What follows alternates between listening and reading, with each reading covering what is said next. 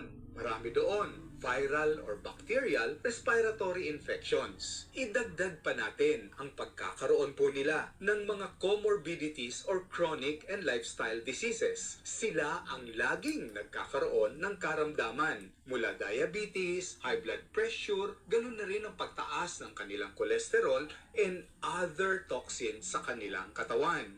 Nangyayari po yan, alam nyo, sa mga taong laging puyat dyan. Yung mga taong hindi kumakain ng tama. And of course, yung mga nalilipasan ng Grabe, gutom. nakasurat Kung to. pagod na pagod kayo, mas mabilis bumagsak ang inyong naturalesa or ang inyong immune system. Palakasin ang inyong immune system para maiwasan ang pagkakasakit. Hanapin niyo lamang po, available na sa merkado, ang alpha, beta, and gamma nutrients na extract mula sa balat ng mangosteen.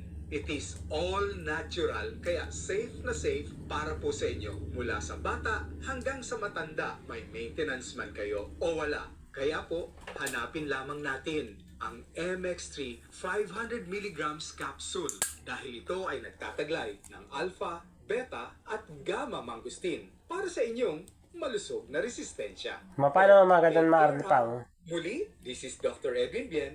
Mag-iingat po tayong lahat. Ma! Healthy Minute, hatid sa inyo ng MX3.